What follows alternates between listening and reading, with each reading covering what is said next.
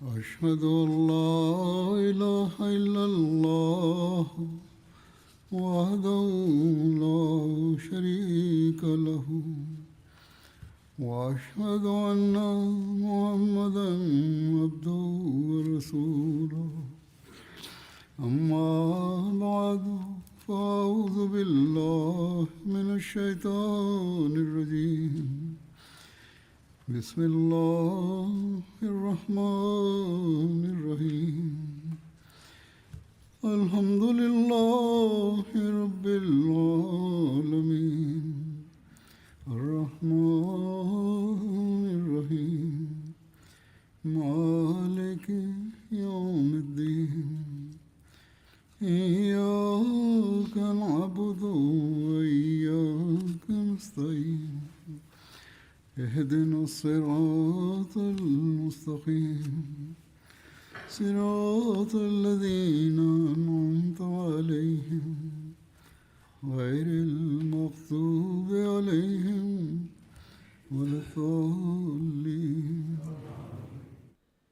கடந்த ஹுத்பாவில் ஹஸ்ரத் நபிகள் நாயகம் ஸல்லல்லாஹு அலைஹி வஸல்லம் அவர்கள் படையுடன் சப்தமின்றி மக்காவுக்கு அருகில் சென்றடைந்தது பற்றியும் முகாமிட்டது பற்றியும் கூறப்பட்டு வந்தது. ஹுசூர் ஸல்லல்லாஹு அலைஹி வஸல்லம் அவர்கள் 10,000 இடங்களில் நெருப்புகளை முட்டச் செய்தார்கள். அபூ சுஃபியானும் அவருடைய கூட்டாளிகளும் இதை பார்த்ததும் மிகவும் பதற்றமடைந்தனர். இதன் சிறிது விபரம் முன்னர் எடுத்துரைக்கப்பட்டிருந்தது. இது தொடர்பாக மேற்கொண்ட விபரத்தை எடுத்துரைக்கிறேன். ஹஸ்ரத் முஸ்லிம் மவுத் ரலியல்லாஹு அன்ஹு அவர்கள் இதன் விவரத்தை ஓரிடத்தில் எடுத்து கூறுகிறார்கள். ஹஸ்ரத் அப்பாஸ் ரலியல்லாஹு அன்ஹு அவர்கள் அபூ சுஃபியானின் பழைய நண்பராக இருந்ததனால் அவர்கள் அபூ சுஃபியானை அவர் தம்முடன் பயண விலங்கின் மீது அமர வேண்டும் என்றும் மாநபி ஸல்லல்லாஹு அலைஹி வஸல்லம் அவர்களின் சபைக்கு செல்ல வேண்டும் என்றும் வற்புறுத்தினார்கள். எனவே அவர்கள் அவரது கையை பிடித்து ஒட்டகத்தின் மீது தம்முடன் அமர வைத்து கொண்டார்கள். பிறகு ஒட்டகத்தை ஓட்டினார்கள். ஹதரத் ரசூலுல்லாஹ் ஸல்லல்லாஹு அலைஹி வஸல்லம் அவர்களின் சபையை சென்றடைந்தார்கள். அவர்களுடன் காவலுக்கு நியமிக்கப்பட்டிருந்த ஹதரத் உமர் ரலியல்லாஹு அன்ஹு அவர்கள் இவரை எங்கும் கொன்றுவிடப் போகிறார்கள் என்று ஹதரத் அப்பாஸ் ரலியல்லாஹு அன்ஹு அவர்கள் அஞ்சினார்கள். ஆனால் ஹதரத் ரசூலுல்லாஹ் ஸல்லல்லாஹு அலைஹி வஸல்லம் அவர்கள், உங்களில் யாராவது அபூ சுஃபியானை சந்தித்தால் அவரை கொன்றுவிடாதீர்கள் என்று ஏற்கனவே கூறியிருந்தார்கள். இந்த எல்லா காட்சியும் அபூ சுஃபியானின் உள்ளத்தில் ஒரு மாபெரும் மாற்றத்தை ஏற்படுத்தியிருந்தது. அபூ சுஃபியான் பார்த்தார், சில ஆண்டுகளுக்கு முன்புதான் நாம் ஹதரத் ரசூலுல்லாஹ் ஸல்லல்லாஹு அலைஹி வஸல்லம் அவர்களை ஒரே ஒரு தோழருடன் மக்காவை விட்டு செல்லும் நிர்பந்தத்திற்கு ஆளாக்கியிருந்தோம். ஆனால் இப்பொழுது இன்று 7 ஆண்டுகள் தான் கடந்திருக்கின்றன. அதற்குள் அன்னார் 10,000 பரிசுத்தவான்களுடன் அநீதி இழைக்காமலும் வரம்பு மீறாமலும் மக்காவின் மீது ஆகுமான முறையில் தாக்குதல் தொடுத்துள்ளார்கள். இதை தடுத்து நிறுத்த மக்கத்தினரிடம் ஆற்றலில்லை. ஆக ஹஸ்ரத் ரசூலுல்லாஹ் ஸல்லல்லாஹு அலைஹி வஸல்லம் அவர்களின் சபையை சென்றடைவதற்குள் இந்த சிந்தனைகள் காரணமாக சிறிதும் அச்சம் மற்றும் பீதியின் காரணமாக சிறிதும் என அபூ சுஃபியான் திகைத்து போயிருந்தார். கண்ணியத்திற்குரிய தூதர் ஸல்லல்லாஹு அலைஹி வஸல்லம் அவர்கள் அவரது இந்த நிலையை கண்டதும் ஹஸ்ரத் அப்பாஸ் ரலியல்லாஹு அன்ஹு அவர்களிடம், அபூ சுஃபியானை உம்முடன் அழைத்துச் செல்லுங்கள், இரவு உம்முடன் வைத்து கொள்ளுங்கள், காலையில் இவரை என்னிடம் அழைத்து வாருங்கள் என்று கூறினார்கள். எனவே அபூ சுஃபியான் இரவில் ஹதரத் அப்பாஸ் ரலியல்லாஹு அன்ஹு அவர்களுடன் இருந்தார். காலையில் அவரை ஹதரத் ரசூலுல்லாஹ் ஸல்லல்லாஹு அலைஹி வஸல்லம் அவர்களிடம் அழைத்து வந்தபோது ஃபஜ்ர் தொழுகைக்கான நேரமாக இருந்தது. காலையில் எழுந்து தொழுவது பற்றி மக்கத்தினருக்கு என்ன தெரியும்? அபூ சுஃபியான் முஸ்லிம்கள் தண்ணீர் நிறைந்த குவளைகளுடன் இங்கும் அங்கும் வந்து போய் கொண்டிருப்பதை பார்த்தார். சிலர் ஒழு செய்து கொண்டிருப்பதும் சிலர் வரிசை அமைத்து நிற்பதும் அவருக்கு தென்பட்டது. அப்பொழுது அபூ சுஃபியான், எனக்காக ஏதோ புதிய வகையான தண்டனை ஏற்பாடு செய்யப்பட்டுள்ளது போலும் என நினைத்தார். எனவே அவர் பதற்றமடைந்து ஹதரத் அப்பாஸ் ரலியல்லாஹு அன்ஹு அவர்களிடம், இந்த மக்கள் அதிகாலையில் இது என்ன செய்து கொண்டிருக்கிறார்கள் என்று கேட்டார். ஹதரத் அப்பாஸ் ரலியல்லாஹு அன்ஹு அவர்கள், நீ பயப்பட தேவையில்லை, இந்த மக்கள் தொழப்போகிறார்கள் என்று கூறினார்கள். இதற்கு பிறகு அபூ சுஃபியான் பார்த்தார், ஆயிரக்கணக்கான முஸ்லிம்கள் ஹதரத் ரசூலுல்லாஹ் ஸல்லல்லாஹு அலைஹி வஸல்லம் அவர்களுக்கு பின்னால் நின்று கொண்டார்கள். அன்னார் ருக்கு செய்யும் போது அனைவரும் ருக்கு செய்கிறார்கள். அன்னார் சஜ்தா செய்யும் போது அனைவரும் சஜ்தா செய்கிறார்கள். ஹசரத் அப்பாஸ் ரலியல்லாஹு அன்ஹு அவர்கள் காவலில் இருந்ததன் காரணமாக தொழுகையில் கலந்து கொள்ளவில்லை. அபு சுஃபியான் அவர்களிடம், இப்பொழுது இவர்கள் என்ன செய்து கொண்டிருக்கிறார்கள்? முஹம்மது ரசூலுல்லாஹ் ஸல்லல்லாஹு அலைஹி வஸல்லம் அவர்கள் என்ன செய்கிறாரோ அதையே இவர்களும் செய்ய துவங்கி விடுகிறார்களே என்று கேட்டார். அதற்கு ஹஜரத் அப்பாஸ் ரலியல்லாஹு அன்ஹு அவர்கள், நீ எந்த சிந்தனைகளில் மூழ்கி கிடக்கிறாய்? இதுவோ தொழுகை நிறைவேற்றப்படுகிறது. ஆனால் ஹஜரத் முஹம்மது ரசூலுல்லாஹ் ஸல்லல்லாஹு அலைஹி வஸல்லம் அவர்கள் இவர்களுக்கு உண்பதையும் பருகுவதையும் விட்டுவிடுங்கள் என கட்டளையிட்டார்கள் என்றால் இந்த மக்கள் உண்பதையும் பருகுவதையும் கூட விட்டு விடுவார்கள் என்று கூறினார்கள். அதற்கு அபு சுஃபியான், நான் பேரரசர் கிஸ்ரா அரசவையையும் பார்த்திருக்கிறேன், பேரரசர் சீசரின் அரசவையையும் பார்த்திருக்கிறேன். ஆனால் எந்த அளவுக்கு முஹம்மது ரசூலுல்லாஹ் ஸல்லல்லாஹு அலைஹி வஸல்லம் அவர்களின் ஜமாத் அவர்களுக்காக தம்மை மாய்த்து கொள்கிறதோ அந்த அளவுக்கு பேரரசர்களான அவர்களுடைய சமுதாயங்களை அவர்களுக்காக மாய்த்து கொள்ள கண்டதில்லை என்று கூறினார். பிறகு ஹஜரத் அப்பாஸ் ரலியல்லாஹு அன்ஹு அவர்கள், இன்று நீ ஹஜரத் முஹம்மது ரசூலுல்லாஹ் ஸல்லல்லாஹு அலைஹி வஸல்லம் அவர்களிடம் அன்னார் தம் சமுதாயத்தை மன்னித்து விடுவதற்கான கோரிக்கை வைக்க முடியாதா என கேட்டார்கள். தொழுகை முடிந்ததும் ஹஜரத் அப்பாஸ் ரலியல்லாஹு அன்ஹு அவர்கள் அபு சுஃபியானை அழைத்து கொண்டு ஹஜரத் முஹம்மது ரசூலுல்லாஹ் ஸல்லல்லாஹு அலைஹி வஸல்லம் அவர்களுக்கு முன்னால் வந்தார்கள். ஹஜரத் ரசூலுல்லாஹ் ஸல்லல்லாஹு அலைஹி வஸல்லம் அவர்கள், அபு சுஃபியானே, அல்லாஹை தவிர வணக்கத்திற்குரியவர் வேறு எவரும் இல்லை என்ற உண்மைத்துவம் உனக்கு தெள்ள தெளிவாக ஆகிவிடும் நேரம் இன்னும் வரவில்லையா என கேட்டார்கள். அதற்கு அபு சுஃபியான், என் தாய் தந்தையர் தங்கள் மீது அர்ப்பணம். தாங்கள் மிகவும் மென்மையானவர், மிகவும் ஒழுக்கமானவர், மேலும் மிகவும் அதிகமாக உறவுகளை பேணுபவராவீர்கள். இறைவனை தவிர வேறு வணக்கத்திற்குரியது ஏதும் இருந்திருந்தால் அது எங்களுக்கு ஏதாவது உதவி செய்திருக்குமே என்ற விஷயத்தை நான் இப்பொழுது புரிந்து கொண்டேன் என்று கூறினார். அதற்கு பிறகு ஹதரத் ரசூலுல்லாஹ் ஸல்லல்லாஹு அலைஹி வஸல்லம் அவர்கள், அபு சுஃபியானே, நான் அல்லாஹ்வின் தூதராவேன் என்ற விஷயத்தை நீ புரிந்து கொள்ளும் நேரம் இன்னும் வரவில்லையா என கேட்டார்கள். அதற்கு அபு சுஃபியான், என் தாய் தந்தையர் தங்கள் மீது அர்ப்பணமாவார்களாக. இது தொடர்பாக இப்பொழுது எனது உள்ளத்தில் சில ஐயங்கள் உள்ளன என்று கூறினார். ஆனால் அபு சுஃபியான் தயங்கிய நிலையிலும் கூட அவருடன் சேர்ந்த மக்காவுக்கு வெளியே முஸ்லிம்களின் படையை பற்றி அறிய வந்திருந்த அவருடைய கூட்டாளிகள் இருவரும் முஸ்லிம்களாகிவிட்டார்கள். அவர்களில் ஒருவர் ஹக்கீம் பின் ஹிஸாம் ஆவார். அதற்கு பிறகு அபு சுஃபியானும் இஸ்லாத்தை ஏற்றார். ஆனால் அவரது உள்ளம் அநேகமாக மக்கா வெற்றிக்கு பிறகே முழுமையாக திறந்தது. ஈமான் கொண்ட பிறகு ஹக்கீம் பின் ஹிஸாம், யா ரசூலல்லாஹ் ஸல்லல்லாஹு அலைஹி வஸல்லம், தாங்கள் இந்த படையை தங்களது சமுதாயத்தை அழிப்பதற்காக கொண்டு வந்திருக்கிறீர்களா என்று கேட்டார். அதற்கு ஹஜரத் ரசூலுல்லாஹ் ஸல்லல்லாஹு அலைஹி வஸல்லம் அவர்கள், இந்த மக்கள் அநீதி இழைத்தார்கள், இந்த மக்கள் பாவம் செய்தார்கள், நீங்களெல்லாம் ஹுதைபியாவில் எடுத்துக்கொள்ளப்பட்ட உடன்படிக்கையை மீறிவிட்டீர்கள், குஸாவுக்கு எதிராக அநீதியான போர் செய்தீர்கள், இறைவன் அமைதியை வழங்கியிருந்த அந்த புனித இடத்தில் போர் செய்தீர்கள் என்று கூறினார்கள். அதற்கு ஹக்கீம், அல்லாஹ்வின் தூதர் அவர்களே ஸல்லல்லாஹு அலைஹி வஸல்லம், சரிதான், ஐயமின்றி தங்களது சமுதாயம் இப்படித்தான் செய்தது. ஆனால் தாங்கள் மக்காவின் மீது தாக்குதல் தொடுப்பதற்கு பதிலாக ஹவாஸின் சமுதாயத்தின் மீது தாக்குதல் தொடுத்திருக்க வேண்டுமே என்று கூறினார். அதற்கு ஹஜரத் ரசூலுல்லாஹ் ஸல்லல்லாஹு அலைஹி வஸல்லம் அவர்கள், அந்த சமுதாயமும் அநீதி இழைக்கும் சமுதாயமாகும். ஆனால் இறைவன் மக்காவின் வெற்றி, இஸ்லாத்தின் ஆதிக்கம் மற்றும் ஹவாஸினின் தோல்வி ஆகிய இந்த அனைத்து விஷயங்களையும் என்னுடைய கைகளிலேயே நிறைவேறச் செய்வான் என்று நான் இறைவனிடம் நம்பிக்கை வைக்கிறேன் என்று கூறினார்கள். இதற்கு பிறகு அபு சுஃபியான், மக்கத்தினர் வாழ் இயந்தாமல் இருந்தார்கள் என்றால் அவர்களுக்கு உயிருக்கு உத்தரவாதம் கிடைக்குமா என்று கேட்டார். அதற்கு ஹஜரத் நபிகள் நாயகம் ஸல்லல்லாஹு அலைஹி வஸல்லம் அவர்கள், தனது வீட்டின் கதவை அடைத்து கொள்ளும் ஒவ்வொருவருக்கும் உயிருக்கு உத்தரவாதம் வழங்கப்படும் என்று கூறினார்கள். ஹஜரத் அப்பாஸ் ரலியல்லாஹு அன்ஹு அவர்கள், அல்லாஹ்வின் தூதர் அவர்களே ஸல்லல்லாஹு அலைஹி வஸல்லம், அபு சுஃபியான் பெருமிதத்தை விரும்பும் மனிதராவார். எனது கண்ணியத்திற்கும் ஏதும் ஏற்பாடு செய்யப்பட வேண்டும் என்று அவர் சொல்ல வருகிறார் என்று கூறினார்கள். அதற்கு பெருமானார் ஸல்லல்லாஹு அலைஹி வஸல்லம் அவர்கள், மிக்க நன்று, எவர் அபு சுஃபியானின் வீட்டுக்கு சென்று விடுவாரோ அவருக்கும் உயிருக்கு உத்தரவாதம் வழங்கப்படும். எவர் காபா பள்ளிவாசலுக்குள் நுழைந்து விடுகிறாரோ அவருக்கும் உயிருக்கு உத்தரவாதம் வழங்கப்படும். எவர் தனது ஆயுதங்களை வீசி விடுகின்றாரோ அவருக்கும் உயிருக்கு உத்தரவாதம் வழங்கப்படும். எவர் தன்னுடைய கதவுகளை அடைத்து கொண்டு உட்கார்ந்து கொள்கிறாரோ அவருக்கும் உயிருக்கு உத்தரவாதம் வழங்கப்படும். எவர் ஹக்கீம் பின் ஹிசாமின் வீட்டுக்கு சென்று விடுகிறாரோ அவருக்கும் உயிருக்கு உத்தரவாதம் வழங்கப்படும் என்று கூறினார்கள். இந்த விவரம் அனைத்தையும் ஹஜரத் முஸ்லிமோத் ரலிலான் அவர்கள் தீபாச்சா தஃப்சீருல் குர்ஆனில் எழுதியுள்ளார்கள். ஹஜரத் வாக்களிக்கப்பட்ட மஸீஹ் அலைஹிஸ்ஸலாம் அவர்கள் இது தொடர்பாக இவ்வாறு கூறியுள்ளார்கள்.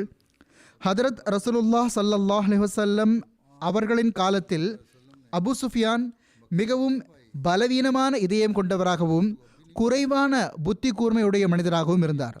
ஹஜரத் ரசூலுல்லாஹ் ஸல்லல்லாஹு அலைஹி வஸல்லம் அவர்கள் மக்காவை வெற்றி கண்ட போது அவரிடம், நீ இப்பொழுது புரிந்து கொள்ளவில்லையா, இது மனிதனின் கைகளின் வேலையல்ல என்பது இதுவரை உனக்கு தெரியவில்லையா என கேட்டார்கள். அதற்கு பதிலளித்தவாறு அவர், இறைவன் உண்மையானவனாவான். இந்த சிலைகளிடத்தில் ஏதாவது ஆற்றல் இருந்திருந்தால் இவை இப்பொழுது எங்களுக்கு உதவி செய்திருக்கும் என்பது இப்பொழுது புரிந்துவிட்டது என்று கூறினார். பிறகு பெருமானார் ஸல்லல்லாஹு அலைஹி வஸல்லம் அவர்கள் அவரிடம், நீ எனது நபித்துவத்தின் மீது ஈமான் கொள்கிறாயா என கேட்டபோது, அதாவது ஹஜரத் ரசூலுல்லாஹ் ஸல்லல்லாஹு அலைஹி வஸல்லம் அவர்கள் அவரிடம் இந்த கேள்வியை கேட்டபோது அவர் தயக்கத்தை வெளிப்படுத்தினார். அவருக்கு தௌஹீத் புரிந்துவிட்டது, ஆனால் நுபுவத் புரியவில்லை. சில இயல்புகளே எப்படி இருக்கும் என்றால் அவற்றில் புத்தி கூர்மை குறைவாக இருக்கும். எது தௌஹீதுக்கு சான்றாக இருந்ததோ அதுவே நுபுவத்துக்கும் சான்றாக இருந்தது. ஆனால் அபு சுஃபியான் அதில் வித்தியாசம் பார்த்து கொண்டிருந்தார். அவர் தௌஹீதையும் ஓரிறைமையையும் நுபுவத்தையும் நபித்துவத்தையும் தனித்தனியாக ஆக்கிவிட்டார். ஆக ஹசரத் வாக்களிக்கப்பட்ட மஸீஹ் அலைஹிஸ்ஸலாம் அவர்கள் கூறுகிறார்கள், எல்லாரும் ஒரே மட்டத்தைச் சேர்ந்த மனிதர்களாக இருப்பதில்லை. சிலர் சித்திகே அக்பர் ரலியல்லாஹு அன்ஹு அவர்கள் போன்று முதல் தரத்திலும், சிலர் நடுத்தரத்திலும், சிலர் இறுதி தரத்திலும் இருப்பார்கள். இப்னு அக்வா அவர்கள் அறிவிக்கிறார்கள், அபு சுஃபியானும் ஹக்கீம் பின் ஹிசாமும் திரும்பிச் செல்லும் போது ஹஜரத் அப்பாஸ் ரலியல்லாஹு அன்ஹு அவர்கள் ஹஜரத் ரசூலுல்லாஹ் ஸல்லல்லாஹு அலைஹி வஸல்லம் அவர்களிடம், அல்லாஹ்வின் தூதரவர்களே ஸல்லல்லாஹு அலைஹி வஸல்லம், எனக்கு அபு சுஃபியானின் இஸ்லாத்தை குறித்து அச்சம் இருக்கிறது என்று பணிவுடன் கூறினார்கள். ஹஜரத் அப்பாஸ் ரலியல்லாஹு அன்ஹு அவர்கள், அவர் இஸ்லாத்தை புரிந்து கொள்ளும் வரை, தங்களுடன் அல்லாஹ்வின் படைகளை கண்டுகொள்ளும் வரை அவரை திருப்பி அழைத்துக் கொள்ளுங்கள் என்று கேட்டுக்கொண்டார்கள். இப்னு அபி ஷீபா அவர்கள் அறிவிக்கிறார்கள், அபு சுஃபியான் திரும்பிச் செல்ல முற்பட்ட போது ஹஜரத் அபு பக்ர் ரலியல்லாஹு அவர்கள் ஹஜரத் ரசூலுல்லாஹ் ஸல்லல்லாஹு அலைஹி வஸல்லம் அவர்களிடம், அல்லாஹ்வின் தூதரவர்களே ஸல்லல்லாஹு அலைஹி வஸல்லம், தாங்கள் அபு சுஃபியான் குறித்து ஆணையிட்டால் அவரை வழியில் நிறுத்தி கொள்ளலாம் என்று பணிவுடன் கூறினார்கள். இப்னு இஸ்ஹாக் அவர்கள் அறிவிக்கிறார்கள், அபு சுஃபியான் திரும்பிச் செல்லும்போது ஹதரத் ரசூலுல்லாஹ் ஸல்லல்லாஹு அலைஹி வஸல்லம் அவர்கள் ஹதரத் அப்பாஸ் ரலியல்லாஹு அன்ஹு அவர்களிடம், அபு சுஃபியானை பள்ளத்தாக்கின் புதர்களில் தடுத்து நிறுத்திக் கொள்ளுங்கள் என்று கூறினார்கள். எனவே ஹதரத் அப்பாஸ் ரலியல்லாஹு அன்ஹு அவர்கள் சென்று அபு சுஃபியானை தடுத்து நிறுத்திவிட்டார்கள். இதனால் அபு சுஃபியான், ஹாஷிம் குலத்தவரே, நீர் ஏமாற்றுகின்றீரா என கேட்டார். அதற்கு ஹதரத் அப்பாஸ் ரலியல்லாஹு அன்ஹு அவர்கள், நபித்துவத்தைச் சேர்ந்தவர்கள் ஏமாற்றுவதில்லை என்று கூறினார்கள். மற்றொரு அறிவிப்புக்கு ஏற்ப அவர்கள், நாங்கள் ஒருபோதும் ஏமாற்றுபவர்கள் அல்ல, ஆயினும் நீ அல்லாஹின் படையை பார்க்கும் வரை, அல்லாஹ் இணை வைப்பாளர்களுக்காக ஆயத்தப்படுத்தி வைத்திருப்பதை பார்த்திடும் வரை காலை வரை காத்திரு என கூறினார்கள். ஆக ஹதரத் அப்பாஸ் ரலியல்லாஹு அன்ஹு அவர்கள் அபு சுஃபியானை அந்த புதர் பகுதியில் நிறுத்தி வைத்தார்கள். எதுவரை என்றால் பொழுது விடிந்துவிட்டது. பல்வேறு கோத்திரங்கள் ஒவ்வொரு குழுக்களாக அபு சுஃபியானுக்கு முன்னால் கடந்து சென்றன. ஒரு குழு கடந்து சென்ற போது அவர், அப்பாஸே, இவர்கள் யார் என கேட்டார். அதற்கு அவர்கள், இவர்கள் கஃபாரி மக்கள் ஆவார்கள், கஃபார் கோத்திரத்தைச் சேர்ந்தவர்கள் ஆவார்கள் என்று கூறினார்கள்.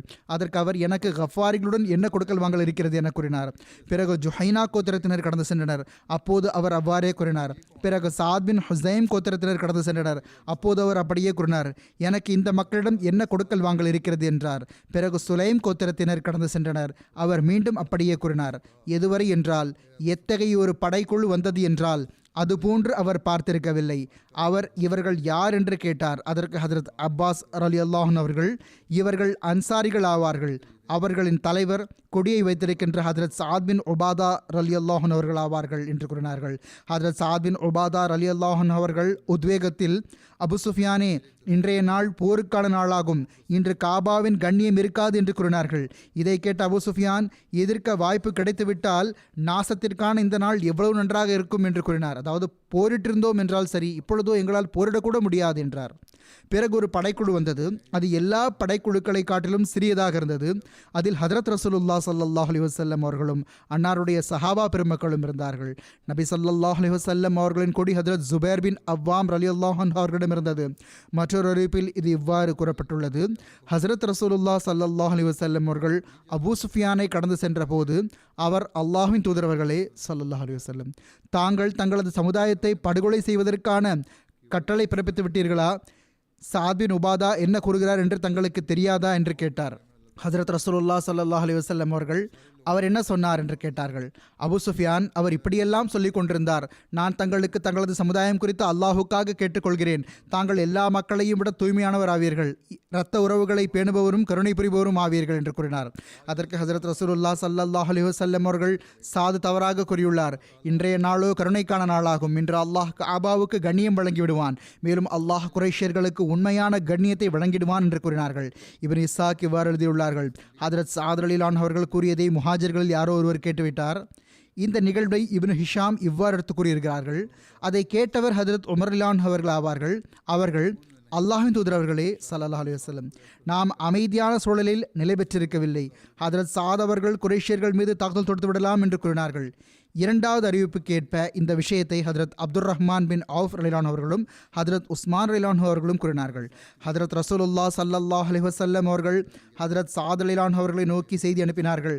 அவர்களிடமிருந்து கொடியை வாங்கி அவர்களின் மகன் கைஸுக்கு வழங்கிவிட்டார்கள். அதன் விபரத்தை ஹஜரத் முஸ்லிம் மௌத் ரலியல்லாஹு அவர்களும் வரலாற்று நூல்களிலிருந்து எடுத்துக் கூறியுள்ளார்கள். அன்னார் கூறுகிறார்கள்: இந்த படை அபூ சுஃபியானை கடந்து சென்று கொண்டிருந்த போது அன்சாரிகளின் தளபதி சாத் பின் உபாதா அவர்கள் அபூ சுஃபியானை பார்த்து, இன்று இறைவன் வாளின் வலுவால் மக்காவில் நுழைவதை எங்களுக்கு ஆகுமானதாக ஆக்கிவிட்டான். இன்று குறைஷிய சமுதாயம் இழிவுபடுத்தப்படும் என்று கூறினார்கள். ஹதரத் ரசூலுல்லாஹ் ஸல்லல்லாஹு அலைஹி வஸல்லம் அவர்கள் அபூ சுஃபியானை கடந்து சென்ற போது அவர் உரத்த குரலில், அல்லாஹ்வின் தூதரவர்களே ஸல்லல்லாஹு அலைஹி வஸல்லம், தாங்கள் தங்களது சமுதாயத்தை கொல்ல அனுமதி வழங்கிவிட்டீர்களா? இப்பொழுதுதான் அன்சாரிகளின் தலைவரான சாதும் அவருடைய தோழர்களும் இப்படியெல்லாம் கூறிக்கொண்டிருந்தார்கள். அவர்கள் எல்லாரும் உரத்த குரலில், இன்று போர் நடக்கும், மக்காவின் கண்ணியமின்றி எங்களை போரிடுவதிலிருந்து தடுத்து வைக்க முடியாது, குறைஷியர்களை நாங்கள் இழிவுபடுத்தியே தீருவோம் என்று கூறினார்கள். அல்லாஹ்வின் தூதர் அவர்களே ஸல்லல்லாஹு அலைஹி வஸல்லம், தாங்களோ உலகில் எல்லாரையும் விட அதிகம் நல்லவரும், எல்லாரையும் விட அதிகம் கருணையாளரும், எல்லாரையும் விட அதிகம் உறவுகளை பேணக்கூடிய மனிதருமாவீர்கள். உங்களுடைய சமுதாயத்தின் அநீதிகளை இன்று மறந்துவிட மாட்டீர்களா என்று கேட்டார். அபு சுஃபியானின் இந்த முறையீட்டையும் கோரிக்கையையும் கேட்டதும் மக்காவின் வீதிகளில் அடியும் உதையும் வாங்கிய வீடு வாசல்களையும் சொத்து பத்துகளையும் விட்டும் அகற்றப்பட்ட அந்த முஹாஜிர்கள் கூட துடித்து போனார்கள். அவர்களுடைய உள்ளங்களிலும் கூட மக்கத்தினருக்காக கருணை பிறந்து விட்டிருந்தது. அவர்கள் கூறினார்கள்: யா ரசூலல்லாஹ் ஸல்லல்லாஹு அலைஹி வஸல்லம், அன்சாரிகள் மக்கத்தினரின் கொடுமைகள் பற்றிய நிகழ்வுகளை குறித்து கேள்விப்பட்டதன் காரணமாக இன்று அவர்கள் குறைஷியர்களோடு எப்படி நடந்து கொள்வார்கள் என்று நமக்கு தெரியாது என்று கூறினார்கள். அதற்கு ஹதரத் ரசூலுல்லாஹ் ஸல்லல்லாஹு அலைஹி வஸல்லம் அவர்கள், அபு சுஃபியான், சாது தவறாக கூறியுள்ளார். இன்று கருணைக்கான நாளாகும். இன்று அல்லாஹ் குறைஷியர்களுக்கும் காபா ஆலயத்துக்கும் கண்ணியம் வழங்கப் போகிறான் என்று கூறினார்கள். பிறகு ஹுசூர் ஸல்லல்லாஹு அலைஹி வஸல்லம் அவர்கள் ஒரு மனிதரை ஹதரத் சாத் ரலியல்லாஹு அவர்களை நோக்கி அனுப்பினார்கள். மேலும், உமது கொடியை மகன் கைஸிடம் கொடுத்து விடுவீராக, அவர் உமது இடத்தில் அன்சாரிகளின் படைக்கு தளபதியாக இருப்பார் என்று கூறி அனுப்பினார்கள். இவ்வாறு பெருமானார் ஸல்லல்லாஹு அலைஹி வஸல்லம் அவர்கள் மக்கத்தினரின் உணர்வுகளையும் கருத்தில் கொண்டார்கள், அன்சாரிகளின் உள்ளங்களுக்கும் பெருந்துயரம் ஏற்படுவதை விட்டும் பாதுகாத்து வைத்தார்கள். மேலும் ஹதரத் ரசூலுல்லாஹ் ஸல்லல்லாஹு அலைஹி வஸல்லம் அவர்களுக்கு ஹதரத் கைஸ் ரலியல்லாஹு அவர்கள் மீது முழு நம்பிக்கையும் இருந்தது. ஏனெனில் ஹதரத் கைஸ் ரலியல்லாஹு அவர்கள் மிகவும் ஒழுக்கமான இயல்பை கொண்ட இளைஞராக இருந்தார்கள். எந்த அளவுக்கு ஒழுக்கமான நபர் என்றால், வரலாற்றில் இவ்வாறு எழுதப்பட்டுள்ளது: அவர்களின் வஃபாத்துக்கு அருகில் சில மக்கள் இவர்களை நலம் விசாரிக்க வந்து சிலர் வராத போது இவர்கள் தம் நண்பர்களிடம், என்னை அறிந்தவர்கள் சிலர் என்னை நலம் விசாரிக்க வராததற்கு என்ன காரணம் என்று கேட்டார்கள்.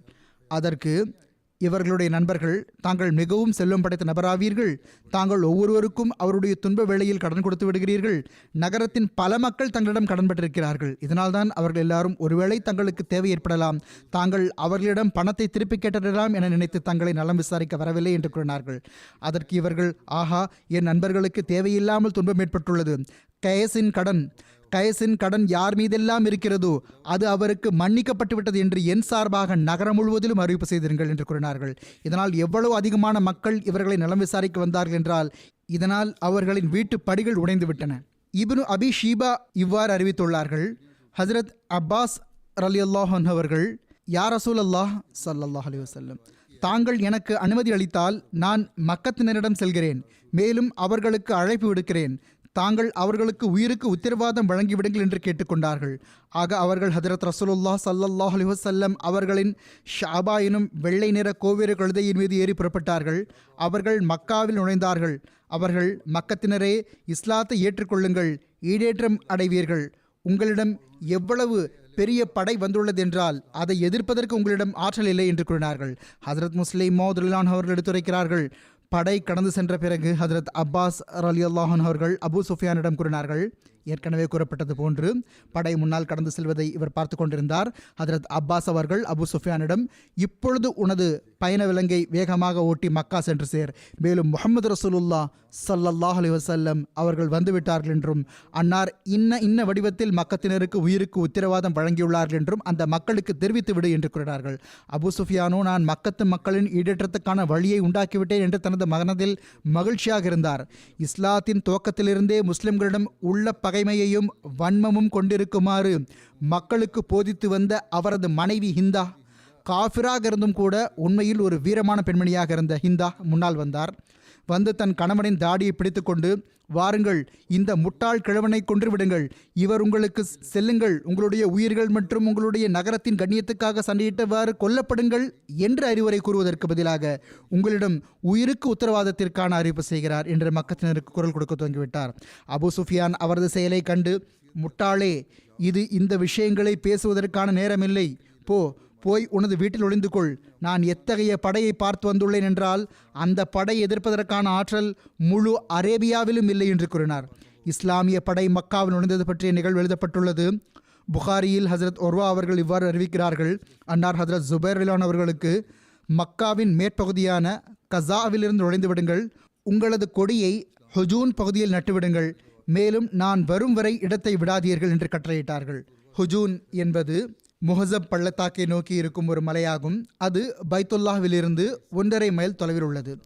ஹஜரத் ஹாலித் பின் வலீத் ரலியல்லாஹு அன்ஹு அவர்கள் படையின் வலப்புறம் வலது பகுதியில் நியமிக்கப்பட்டிருந்தார்கள். அஸ்லம், சுலைம், கஃபார், முசைனா மற்றும் ஜுஹைனா ஆகிய கோத்திரங்கள் அவர்களது படைக்குழுவில் இருந்தன. ஹஜரத் ரசூலுல்லாஹ் ஸல்லல்லாஹு அலைஹி வஸல்லம் அவர்கள் அவர்களுக்கு கண்ணியத்திற்குரிய மக்காவின் தாழ்வு பகுதியான லீத்திலிருந்து நுழையுமாறு கட்டளையிட்டார்கள். அன்னார் அவர்களுக்கு அக்கம் பக்கம் உள்ள வீடுகளுக்கு அருகில் கொடியை நடுமாறு கட்டளையிட்டார்கள். ஹதரத் ரசூலுல்லாஹ் ஸல்லல்லாஹு அலைஹி வஸல்லம் அவர்கள் ஹதரத் அபு உபைதா பின் ஜர்ராஹ் ரலியல்லாஹு அவர்களை காலாட்படைக்கு நியமித்தார்கள். ஹதரத் ரசூலுல்லாஹ் ஸல்லல்லாஹு அலைஹி வஸல்லம் அவர்கள் தம்முடைய அமீர்மார்களுக்கு அவர்கள் எல்லாரும் போர் புரிவதை விட்டும் தம்முடைய கைகளை தடுத்து வைக்குமாறும், போர் புரியக்கூடாது என்றும், அவர்களுடன் சண்டையிடுபவருடன் மட்டும் சண்டையிட வேண்டும் என்றும் ஆணையிட்டிருந்தார்கள். இப்னு இஸ்ஹாக் இவ்வாறு எழுதியுள்ளார், சஃப்வான், இக்ரிமா மற்றும் சுஹைல் ஆகியோர் ஹதரத் ரசூலுல்லாஹ் ஸல்லல்லாஹு அலைஹி வஸல்லம் அவர்களுடன் போர் புரிய மக்களை அழைத்தனர். அவர்கள் மக்களை ஹந்தாவில் ஒன்று திரட்டினார்கள். அது மினாவுக்கு செல்லும் வழியில் மக்காவின் ஒரு பிரசித்தி பெற்ற மலையாகும். குரேஷியர்கள், பனு பக்கர் கோத்திரத்தினர் மற்றும் ஹசில் கோத்திரத்தினர் ஆகியோர் அவர்களிடம் ஒன்று கூடியிருந்தார்கள். அவர்கள் ஆயுதங்கள் அணிந்திருந்தார்கள். அவர்கள் முஹம்மது ஸல்லல்லாஹு அலைஹி வஸல்லம் அவர்களால் ஒருபோதும் ஆற்றலால் மக்காவில் நுழைய முடியாது என்று அல்லாஹின் மீது ஆணைகளிட்டுக் கொண்டிருந்தார்கள். ஹசீல், அதாவது பனு பக்ரன் ஒரு நபர், ஜிமாஷ் பின் கைஸ் ஹதரத் ரசூலுல்லாஹ் ஸல்லல்லாஹு அலைஹி வஸல்லம் அவர்களின் வருகை தொடர்பாக கேள்விப்பட்ட போது தனது ஆயுதத்தை சரி செய்ய தொடங்கினார். அவர் மனைவி அவரிடம், இந்த ஆயத்தம் யாருக்காக செய்யப்படுகிறது என்று கேட்டார். அதற்கு அவர், முஹம்மது ஸல்லல்லாஹு அலைஹி வஸல்லம் அவர்கள் மற்றும் அவர்களுடைய தோழர்களுக்காக என்று கூறினார். அந்த பெண், இறைவன் மீது ஆணையாக, முஹம்மது ஸல்லல்லாஹு அலைஹி வஸல்லம் அவர்கள் மற்றும் அவர்களுடைய தோழர்களுக்கு முன்னால் இன்று எந்த விஷயமும் நிற்க முடியாது என்று கூறினார். புத்திசாலியான பெண்ணாக இருந்தார். ஜிமாஷ் பின் கைஸ் மிகவும் ஆணவத்துடன் பரிகாசமாக, நான் அவர்களில் யாரையாவது ஒருவரை உனக்கு முன் சமர்ப்பிப்பேன் என்று எனக்கு நம்பிக்கை இருக்கிறது என்று கூறினார். அதாவது, முஸ்லிமை அடிமையாக்கி கொண்டு வருவேன், உனக்கு தொண்டு செய்ய உனக்கு ஒரு ஆள் தேவை இருக்கிறது, எனவே உனக்காக அடிமையை கொண்டு வருவேன் என்றார். அந்த பெண், உனக்கு அழிவு உண்டாகட்டும், அப்படி செய்யாதே, முஹம்மது ஸல்லல்லாஹு அலைஹி வஸல்லம் அவர்களுடன் போர் செய்யாதே, இறைவன் மீது ஆணையாக உனது கருத்து சரியானதல்ல, அந்தோ நீ முஹம்மது ஸல்லல்லாஹு அலைஹி வஸல்லம் அவர்களையும் அவர்களுடைய தோழர்களையும் பார்த்திருக்கலாமே என்று கூறினார். ஜிமாஷ், நீ அண்மையில் பார்த்து விடுவாய் என்று கூறினார். பிறகு அவர் சஃப்வான், இக்ரிமா மற்றும் சுஹைல் ஆகியோருடன் சேர்ந்து ஹந்தமாவுக்கு சென்று விட்டார். ஹஜரத் ஹாலித் பின் வலீத் ரலியல்லாஹு அன்ஹு அவர்கள் ஹஜரத் ரசூலுல்லாஹ் ஸல்லல்லாஹு அலைஹி வஸல்லம் அவர்கள் தமக்கு கட்டளிட்டது போன்று அங்கிருந்து நுழைந்த போது அவர்கள் ஒரு குழுவை பார்த்தார்கள். அவர்கள் இவர்களை நுழைய விடாமல் தடுத்தார்கள். மேலும் இவர்களுக்கு எதிராக ஆயுதங்களை அசைத்தார்கள். இவர்கள் மீது அம்பு எய்தார்கள். அவர்கள், நீங்கள் ஆற்றலின் மூலமாக இங்கு நுழைய முடியாது என்று கூறினார்கள். ஹசரத் ஹாலித் ரலியல்லாஹு அவர்கள் தம் தோழர்களை அழைத்தார்கள். இணை வைப்பாளர்களுடன் போர் நடந்தது. பனு பக்கரின் 20 பேரும் ஹசீலின் 3 அல்லது 4 பேரும் கொல்லப்பட்டார்கள். இப்னு இஸ்ஹாக் அவர்களது கூற்றுக்கு ஏற்ப இணை வைப்பாளர்களின் 13 அல்லது 14 பேர் கொல்லப்பட்டனர். அவர்களுக்கு கடும் தோல்வி ஏற்பட்டது. அவர்கள் எல்லா பக்கமும் சிதறி போய்விட்டார்கள். ஒரு கூட்டம் மலைகள் மீது ஏறிவிட்டது. மிகவும் கர்வத்துடன் தன் மனைவிக்கு பதில் கூறி கொண்டிருந்த ஜிமாஷ் பின் கைஸ் அங்கிருந்து ஓடிவிட்டார். தனது வீட்டுக்கு சென்று மனைவியிடம் கதவை மூடு என்று கூறினார். மனைவி கணவனிடம், உன்னுடைய அந்த வாதங்கள் என்னவாயிற்று? நீயோ நான் அடிமையை கொண்டு வருவேன் என்று இப்பொழுது கூறினாயே என்று கேட்டார். அவர் வருத்தம் தெரிவிக்கும் தோரணில் பதில் கூறினார். மேலும் சில கவிதைகளை பாடி காட்டினார். அவற்றின் பொருள் என்னவென்றால், நீ ஹந்தமாவில் நடந்த போரை நேரில் பார்த்திருந்தால் அப்பொழுது சஃபானும் ஓடிப்போய் விட்டார், இக்ரிமாவும் ஓடிப்போய் விட்டார். அவர்கள் அனைவரையும் வாள்கள் வரவேற்றன. வாள்கள் ஒவ்வொரு மணிக்கட்டிலும் ஒவ்வொரு மண்டையிலும் பட்டு அதை வெட்டி கொண்டிருந்தன. சத்தத்தை தவிர வேறு எதுவும் கேட்கவில்லை. எங்களுக்கு பின்னால் அவர்களுடைய வாள் வீச்சுக்கள் மற்றும் நெஞ்சில் இருந்து எழக்கூடிய சினமும் ஆவேசமும் கொதித்து கொண்டிருப்பது கேட்டது. எனவே நீ உனது வாயால் பழித்துரைக்கக்கூடிய சிறிய சொல்லை கூட சொல்லாது என்பது அந்த கவிதைகளின் பொருளாகும். ஹதரத் ஹாலித் ரலியல்லாஹு அவர்களின் குதிரை வீரர்களில் ஹதரத் ஜுபைஷ் பின் அஷர் மற்றும் ஹதரத் குர்ஸ் பின் ஜாபிர் ஃபஹ்ரி ஆகிய 2 கொல்லப்பட்டனர் என்று புகாரில் உள்ளது. மக்கத்தினருக்கு உயிருக்கு உத்தரவாதம் வழங்கப்பட்டது பற்றி இவ்வாறு எழுதப்பட்டுள்ளது. ஹசரத் ரசூலுல்லாஹ் ஸல்லல்லாஹு அலைஹி வஸல்லம் அவர்கள் அபு சுஃபியானுக்கு உயிருக்கு உத்தரவாதம் வழங்கினார்கள். ஹக்கீம் பின் ஹிசாமுக்கு உயிருக்கு உத்தரவாதம் வழங்கினார்கள். மேலும் அவர்களிடம், எவர் ஆயுதங்களை போட்டு விடுவாரோ அவருக்கு உயிருக்கு உத்தரவாதம் வழங்கப்படும். எவர் தனது வீட்டுக்குள் நுழைந்து கொள்கிறாரோ அவருக்கு உயிருக்கு உத்தரவாதம் வழங்கப்படும். எவர் காபா ஆலயத்தின் வளாகத்திற்குள் சென்று விடுகிறாரோ அவருக்கு உயிருக்கு உத்தரவாதம் வழங்கப்படும். எவர் அபு சுஃபியானின் வீட்டுக்குள் நுழைந்து விடுகிறாரோ அவருக்கு உயிருக்கு உத்தரவாதம் வழங்கப்படும். எவர் ஹக்கீம் பின் ஹிசாமின் வீட்டுக்குள் நுழைந்து விடுகிறாரோ அவருக்கு உயிருக்கு உத்தரவாதம் வழங்கப்படும் என சென்று அறிவித்து விடுங்கள் என்று கூறினார்கள். மக்கத்தினர் உயிருக்கு உத்தரவாதம் பெற்றுக் கொண்டிருக்கும் போது ஹதரத் ரசூலுல்லாஹ் ஸல்லல்லாஹு அலைஹி வஸல்லம் அவர்கள் உயிரை மாய்த்து கொள்ளும் தன் பேரன்பர்களான நன்றியுணர்வுள்ள தோழர்களை மறந்துவிடவில்லை. ஹதரத் ரசூலுல்லாஹ் ஸல்லல்லாஹு அலைஹி வஸல்லம் அவர்களுக்கு நிச்சயமாக சில ஆண்டுகளுக்கு முன்னால் மக்காவின் வீதிகளில் செய்யப்பட்ட அநீதி அக்கிரமம் கூட நினைவுக்கு வந்து கொண்டே இருந்திருக்கும். அந்த பிலாலும் நினைவுக்கு வந்திருப்பார்கள். அவர்களை கயிறுகளால் கட்டி போட்டு இங்கு இதே கற்கள் நிறைந்த வீதிகளில் தரதரவென இழுக்கப்பட்டது. இன்று அந்த பிலால் அந்த வெற்றி படையில் இணைந்திருந்தார்கள். அவர்களுடைய உள்ளத்திலும் சிந்தனையிலும் கூட இழைக்கப்பட்ட அநீதி அக்கிரமத்தின் எல்லா காட்சிகளும் புத்துணர்வு பெற்றிருக்கும். ஹுசூர் ஸல்லல்லாஹு அலைஹி வஸல்லம் அவர்கள் அதற்கு பழி வாங்குவதையும் அவசியம் என கருதினார்கள். மேலும் பெருமானார் ஸல்லல்லாஹு அலைஹி வஸல்லம் அவர்கள் எவ்வளவு அழகாக பழி வாங்கினார்கள். ஹதரத் முஸ்லிம் மோதலானவர்கள் இதை பற்றி இவ்வாறு கூறியுள்ளார்கள். இதற்கு பிறகு பெருமானார் ஸல்லல்லாஹு அலைஹி வஸல்லம் அவர்கள் அபிசீனிய அடிமையான பிலால் ரலியல்லாஹு அவர்களுக்கு சகோதரராக ஆக்கியிருந்த அபி ரபீஹா அவர்களை பற்றி இவ்வாறு கூறினார்கள். நாம் இப்பொழுது அபி ரபீஹாவுக்கு எமது கொடியை வழங்குகிறோம். எவர் அபி ரபீஹாவின் கொடியின் கீழ் வந்து நிற்பாரோ நாம் அவரையும் ஒன்றும் செய்ய மாட்டோம். மேலும் பிலால் ரலியல்லாஹு அவர்களிடம், எவர் அபி ரபீஹாவின் கொடியின் கீழ் வந்து விடுவாரோ அவருக்கு உயிருக்கு உத்தரவாதம் வழங்கப்படும் என்று நீர் உடனுக்குடன் அறிவித்துக் கொண்டே செல்வீராக என்று கூறினார்கள். இந்த கட்டளையில் எவ்வளவு நுணுக்கமான நுட்பம் நிறைந்திருந்தது. மக்கத்தினர் பிலாலின் கால்களில் கயிற்றை கட்டி அவரை வீதிகளில் தரதரவென இழுத்து வந்தார்கள். மக்காவின் வீதிகளும் மக்காவின் மைதானங்களும் பிலாலுக்கு அமைதி நிறைந்த இடங்களாக இருக்கவில்லை. மாறாக தண்டனைக்கான, இழிவுக்கான, பரிகாசத்திற்கான இடங்களாக இருந்தன. பிலாலின் உள்ளம் இன்று பழிவாங்குதலின் பக்கம் மீண்டும் மீண்டும் திரும்பிக் கொண்டிருக்கும். இந்த நன்றியுணர்வுள்ள தோழருக்காக பழிவாங்குவதும் அவசியமாகும். ஆனால் நம்முடைய பழிவாங்குதல் இஸ்லாத்தின் மேன்மைக்கு ஏற்ப இருக்க வேண்டியது அவசியமாகும் என்று ஹதரத் ரசூலுல்லாஹ் ஸல்லல்லாஹு அலைஹி வஸல்லம் அவர்கள் எண்ணினார்கள். எனவே அன்னார் பிலால் ரலியல்லாஹு அவர்களுக்காக வாளை கொண்டு அவர்களுடைய எதிரிகளின் தலைகளை சீவிவிடும் வகையில் பழிவாங்கவில்லை. மாறாக அவர்களின் சகோதரரின் கையில் ஒரு மிகப்பெரிய கொடியை வழங்கி நிற்க வைத்து விட்டார்கள். மேலும் பிலால் ரலியல்லாஹு அவர்களை, எவரொருவர் என் சகோதரரின் கொடியின் கீழ் வந்து நிற்பாரோ அவருக்கு உயிருக்கு உத்தரவாதம் வழங்கப்படும் என்று அறிவிப்பதற்காக நியமித்து விட்டார்கள். இது எத்தகைய கம்பீரமான பழிவாங்குதலாக இருந்தது! இது எவ்வளவு அழகான பழிவாங்குதலாக இருந்தது!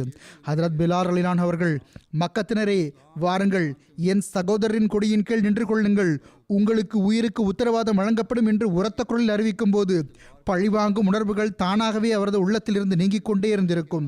மேலும் எந்த பழிவாங்குதலை ஹதரத் முஹம்மது ரசூலுல்லாஹ் ஸல்லல்லாஹு அலைஹி வஸல்லம் அவர்கள் எனக்காக தேர்ந்தெடுத்துள்ளார்களோ அதைவிட மேலான, அதைவிட அழகான பழிவாங்குதல் எனக்காக வேறு எதுவும் இருக்க முடியாது என்று அவர் உணர்ந்திருப்பார்.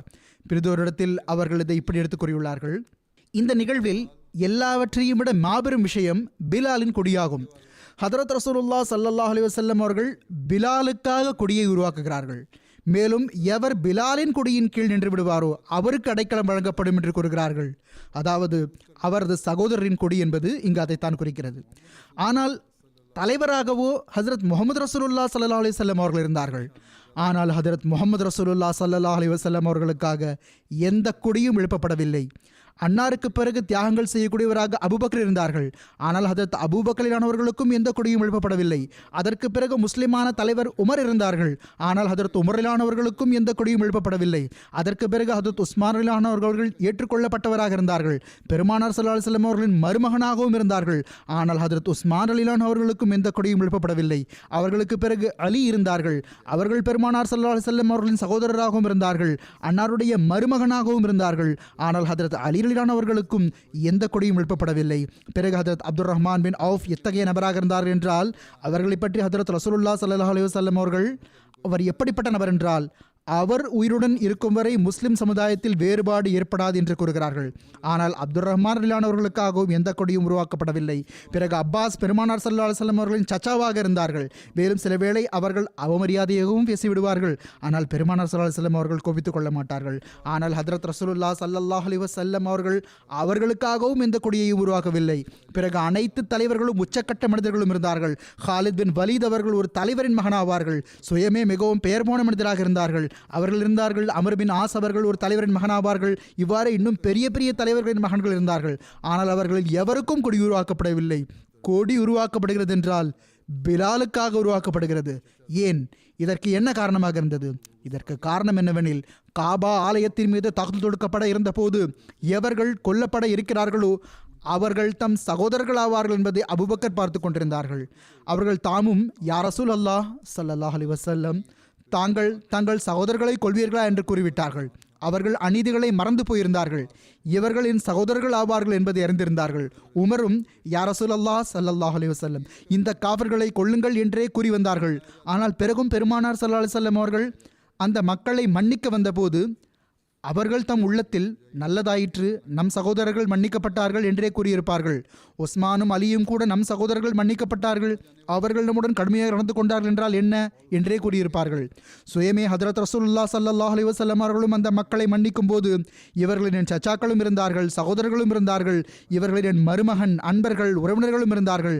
நான் இவர்களை மன்னித்து விட்டேன் என்றால் நல்லதுதான் ஆகியிருக்கிறது, என் சொந்த உறவினர்கள் தப்பித்துக் கொண்டார்கள் என்றே கருதியிருப்பார்கள். ஒரே ஒரு நபர் தான் இருந்தார். அவருக்கு மக்காவில் எந்த உறவும் இருக்கவில்லை. அவருக்கு மக்காவில் எந்த ஆற்றலும் இருக்கவில்லை. அவருக்கு மக்காவில் எந்த நண்பரும் இருக்கவில்லை. மேலும் அவரது ஆதரவற்ற நிலையில் அவர் மீது எத்தகைய அநீதி இழைக்கப்பட்டது என்றால் அது அபூபக்கர் மீது இழைக்கப்படவில்லை, அலி மீது இழைக்கப்படவில்லை, உஸ்மான் மீதும் இழைக்கப்படவில்லை, உமர் மீதும் இழைக்கப்படவில்லை. இன்னும் சொல்வதாயின் ஹதரத் ரசூலுல்லாஹ் ஸல்லல்லாஹு அலைஹி வஸல்லம் அவர்கள் மீதும் இழைக்கப்படவில்லை. கொதிக்கின்ற சுடும் மணலில் பிலால் வெறும் உடம்போடு படுக்க வைக்கப்படுவார். நீங்கள் பாருங்களேன், வெறுங்காலில் கூட மே அல்லது ஜூன் மாதத்தில் நடந்து போகும்போது இங்கோ வெப்பம் குறைவாக இருக்கிறது. ஆனால் வெப்பமான நாடுகளில் வெறுங்காலில் கூட நடக்க முடியாது. மே மற்றும் ஜூன் ஆகிய மாதங்களிலோ அங்கும் வெயிலில் நெருங்காலில் நடக்க முடியாது. ஆனால் அவரை வெறும் உடம்பாக்கி கொதிக்கின்ற மணலில் படுக்க வைப்பார்கள். பிறகு ஆணிகள் உள்ள காலணிகளை அணிந்து கொண்டு இளைஞர்கள் அவருடைய நெஞ்சின் மீது ஆடுவார்கள். இறைவனை தவிர இன்னும் வணக்கத்திற்குரியவர்கள் இருக்கிறார்கள் என்று சொல். முஹம்மது ரசூலுல்லாஹ் ஸல்லல்லாஹு அலைஹி வஸல்லம் அவர்கள் நவுதுபில்லா பொய்யர் என்று சொல் என்று கூறுவார்கள். பிலால் அதற்கு எதிரில் தமது ஹபஷி மொழியில் அவர்கள் அடிக்கும்போது அஸ்ஹது அல்லா இலாஹ இல்லல்லாஹ், அஸ்ஹது அல்லா இலாஹ இல்லல்லாஹ் என்று கூறுவார்கள். அந்த நபர் முன்னால் இருந்து இந்த பதிலைத்தான் கூறினார்கள், அதாவது நீங்கள் என் மீது எவ்வளவு வேண்டுமானாலும் கொடுமை இழைத்துக் கொள்ளுங்கள், நான் இறைவன் ஒருவன் என்பதை பார்த்துவிட்ட பிறகு இதை எப்படி என்னால் கூற முடியும்? மேலும் ஹதரத் முஹம்மது ரசூலுல்லாஹ் ஸல்லல்லாஹு அலைஹி வஸல்லம் அவர்கள் இறைவனின் உண்மையான தூதராவார்கள் என்பது எனக்கு தெரியும் போது நான் அன்னாரை எப்படி பொய்யர் என்று கூற முடியும்? இதனால் அவர்கள் இன்னும் அடிக்க ஆரம்பித்து விடுவார்கள். பல மாதங்கள் வெயில் காலத்தில் அவர்களுடன் இவ்வாறு நடந்து கொள்ளப்பட்டது. இவ்வாறு குளிர்காலத்தில் அந்த மக்கள் என்ன செய்து வந்தார்கள் என்றால் அவர்களுடைய கால்கள் கயிற்றை கட்டி அவர்களை மக்காவின் கற்கள் நிறைந்த வீதிகளில் தரதரவென இழுத்து வந்தார்கள். அவர்களுடைய தோல் காயமடைந்து வந்தது. அவர்கள் தரதரவென இழுத்து வந்தார்கள். மேலும் நவுதுபில்லா முஹம்மது ஸல்லல்லாஹு அலைஹி வஸல்லம் அவர்கள் பொய்யர் என்று சொல், இறைவனை தவிர வேறு வணக்கத்திற்குரியவர்களும் உள்ளனர் என்று சொல் என்று கூறி வந்தார்கள். அப்பொழுது அவர்கள் அஸ்ஹது அல்லா இலாஹ இல்லல்லாஹ், அஸ்ஹது அல்லா இலாஹ இல்லல்லாஹ் என்று கூறுவார்கள். இப்பொழுது இஸ்லாமிய படை 10,000 பேருடன் நுழைய வந்துள்ளது. பிலாலுடைய உள்ளத்தில் இன்று அந்த காலணிகளுக்கு பழிவாங்கப்படும், இன்று அந்த அடிகளுக்கான இழப்பீடு எனக்கு கிடைக்கும் என்ற சிந்தனை வந்திருக்கும். ஹதரத் ரசூலுல்லாஹ் ஸல்லல்லாஹு அலைஹி வஸல்லம் அவர்கள், எவர் அபூ சுஃபியானின் வீட்டுக்குள் நுழைந்து விட்டாரோ அவர் மன்னிக்கப்பட்டார், எவர் காபா ஆலயத்தில் நுழைந்து விட்டாரோ அவர் மன்னிக்கப்பட்டார், எவர் தன் ஆயுதங்களை வீசிவிட்டாரோ அவர் மன்னிக்கப்பட்டார், எவர் தனது வீட்டின் கதவுகளை அடைத்துக் கொண்டாரோ அவர் மன்னிக்கப்பட்டார் என்று கூறிய போது பிலாலின் உள்ளத்தில், இவர்களோ தம் சகோதரர்கள் அனைவரையும் மன்னிக்கிறார்களே, நல்லது செய்கிறார்கள், ஆனால் எனக்கான பழிவாங்குதல் எஞ்சியிருந்து விட்டதே என்ற சிந்தனை வந்திருக்கும். ஹதரத் ரசூலுல்லாஹ் ஸல்லல்லாஹு அலைஹி வஸல்லம் அவர்கள், இன்று நான் மன்னிப்பதனால் ஒரே ஒரு நபருக்கு மட்டும் துன்பம் ஏற்படலாம், மேலும் அவர் பிலால் ஆவார். எவர்களை நான் மன்னிக்கின்றேனோ அவர்கள் அவருடைய சகோதரர்கள் அல்ல, அவருக்கு இழைக்கப்பட்ட துன்பம் வேறு எவருக்கும் இழைக்கப்படவில்லை என்பதை பார்த்தார்கள். எனவே அன்னார் கூறினார்கள், நான் அவருக்காக பழிவாங்குவேன், மேலும் எனது நபித்துவத்திற்கான மேன்மையையும் நிலைத்திருக்கும் வகையில் பிலாலின் உள்ளமும் மகிழ்ச்சியடையும் வகையில் பழிவாங்குவேன் என்று கூறினார்கள்.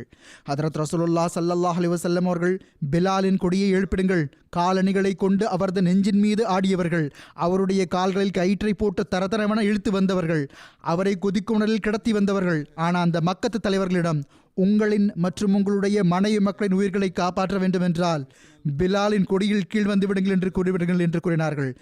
உலகம் பிறந்த நாளிலிருந்து, மனிதனுக்கு ஆற்றல் கிடைக்கப்பெற்ற நாளிலிருந்து, ஒரு மனிதன் மற்ற மனிதனிடம் தனது இரத்தத்திற்கு பழிவாங்க ஆயத்தமானதிலிருந்து, அவனுக்கு ஆற்றல் கிடைத்ததிலிருந்து, இதுபோன்ற மகத்துவமிக்க பழிவாங்குதலை எந்த மனிதரும் மேற்கொள்ளவில்லை என்று நான் கூறுகிறேன்.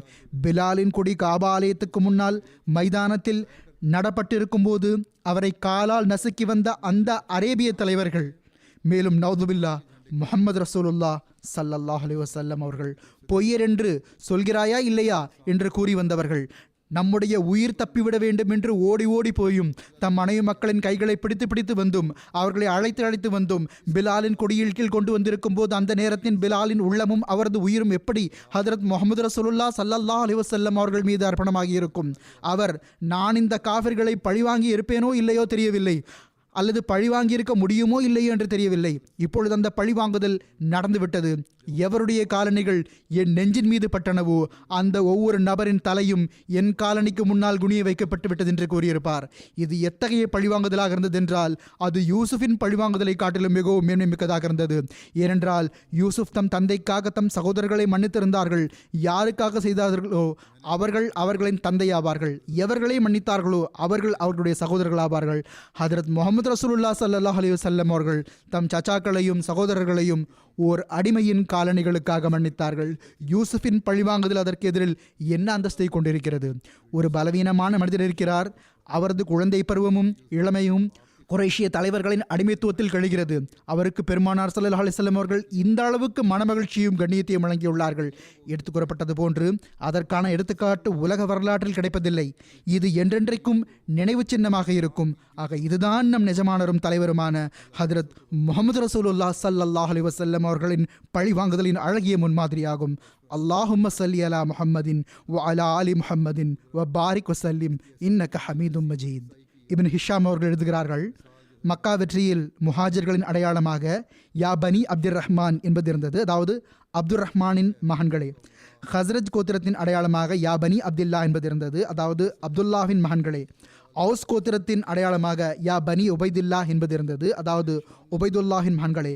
ஹதரத் ரசூலுல்லாஹ் ஸல்லல்லாஹு அலைஹி வஸல்லம் அவர்கள் அசாஹரின் மலைப்பாதையில் வந்தபோது, அது கசாவின் இன்னொரு பெயராகும், அப்போது ஹதரத் ரசூலுல்லாஹ் ஸல்லல்லாஹு அலைஹி வஸல்லம் அவர்கள் மக்கா வெற்றி நாளன்று இங்கிருந்து தான் மக்காவில் நுழைந்தார்கள். அப்போது பெருமானார் ஸல்லல்லாஹு அலைஹி வஸல்லம் அவர்கள் வாள்களின் பொலிவை கண்டதும், நான் உங்களை போர் புரிவதை விட்டும் தடுக்கவில்லையா என்று கேட்டார்கள். ஹஸ்ரத் ஹாலித் ரலியல்லாஹு அன்ஹு அவர்களுடன் போர் நடந்ததாகவும் அதனால் அவர்களும் வாழ் வீசியதாகவும் கூறப்பட்டது. முதலில் எதிரி தாக்குதல் தொடுத்தான். அதற்கு பெருமானார் ஸல்லல்லாஹு அலைஹி வஸல்லம் அவர்கள், அல்லாஹ்வின் தீர்ப்பு எல்லாவற்றையும் விட சிறந்தது என்று கூறினார்கள். அதாவது, இன்று உங்களால் ஆற்றலின் வலுவால் முஸ்லிம்களை மக்காவில் நுழைவதை விட்டும் தடுக்க முடியாது என்பதை அல்லாஹ் காஃபிர்களுக்கு காட்ட விரும்பினான். இது இறைவனின் ஒரு மாற்ற முடியாத தீர்ப்பாகும், அதை எவராலும் தடுக்க முடியாது. இதுதான் மக்காவில் நுழைந்தது பற்றிய துவக்க எடுத்துரைப்பாக இருந்தது. இது இனியும் எடுத்துரைக்கப்படும் இன்ஷா அல்லாஹ். இப்பொழுது நான் ஒரு மர்ஹூமாவை பற்றிய நட்குறிப்பை எடுத்துக் கூறப்போகிறேன். தொழுகைக்கு பிறகு அவர்களுக்கு ஜனாசா தொழுகை தொழ வைப்பேன்.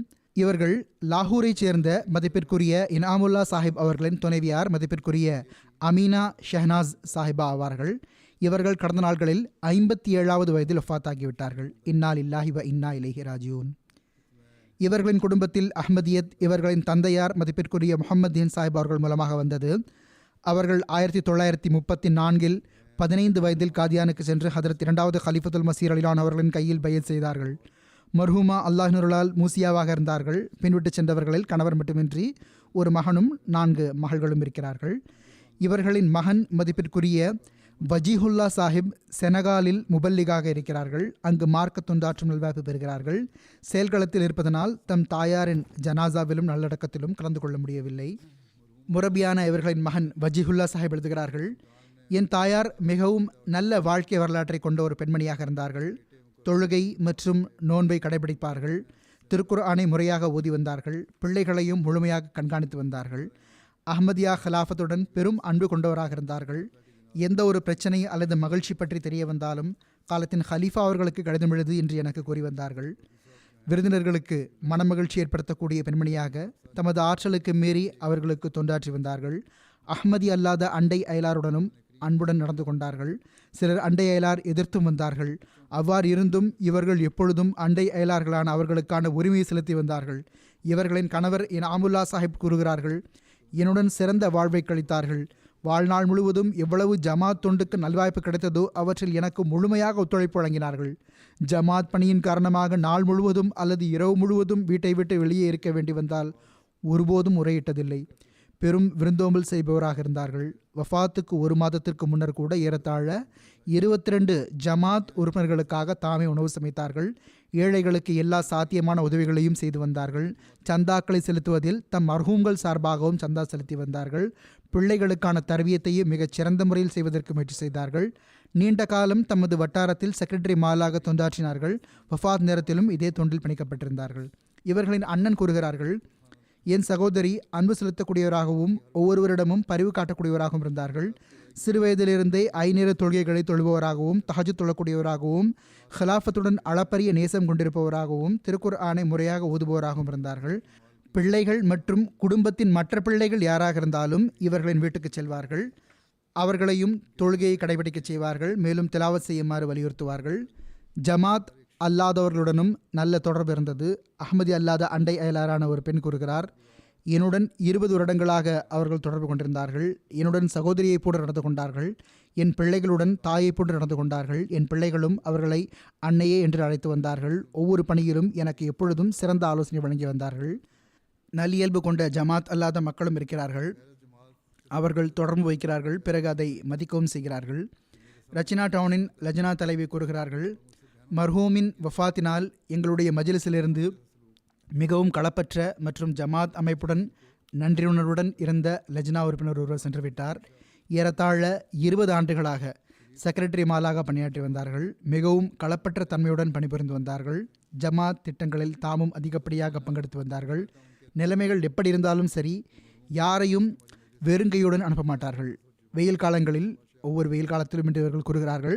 மற்ற பெண் பிள்ளைகளும் எழுதியிருக்கிறார்கள், மகள்களும் எழுதியிருக்கிறார்கள். அதாவது ஒவ்வொரு வாரமும் வியாழக்கிழமை அன்று நோன்பு வைத்து வந்தார்கள். இவர்களின் வீட்டில் ஏதாவது நிகழ்ச்சி வைக்கப்பட்டால் திறந்த மனதோடு அதை ஏற்றுக்கொள்வார்கள். அதற்கு விருந்தோம்பலும் செய்வார்கள். அல்லாஹ் இவர்களுக்கு பாவமன்னிப்பு வழங்கி இவர்களோடு கருணையுடன் நடந்து கொள்வானாக. ஒரு மகன் முரபியாவார். நான் அவரை பற்றி கூறியிருந்தேன். செயல்களத்தில் இருக்கிறார். அங்கு இருப்பதன் காரணத்தினால் அவரால் ஜனாசாவில் கலந்து கொள்ளக்கூட முடியவில்லை. எல்லாம் வல்ல அல்லாஹ் அவருக்கும் பொறுமையையும் மனத்துணிவையும் வழங்குவானாக. இந்த பிள்ளைகள் அனைவரையும் அவர்களுடைய துவாக்களுக்கு உரியவர்களாக ஆக்குவானாக.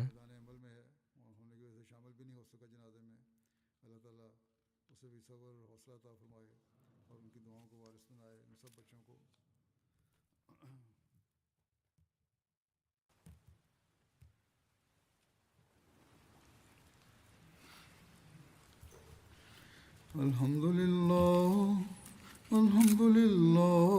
نحمده ونستعينه ونستغفره ونؤمن به ونتوكل عليه ونعوذ بالله من شرور أنفسنا ومن سيئات أعمالنا من يهده الله فلا مضل له ومن يضلله فلا هادي له ونشهد أن لا إله إلا الله ونشهد أن محمدا عبده ورسوله عباد الله رحمكم الله إن الله يأمر بالعدل والإحسان وإيتاء ذي القربى وينهى عن الفحشاء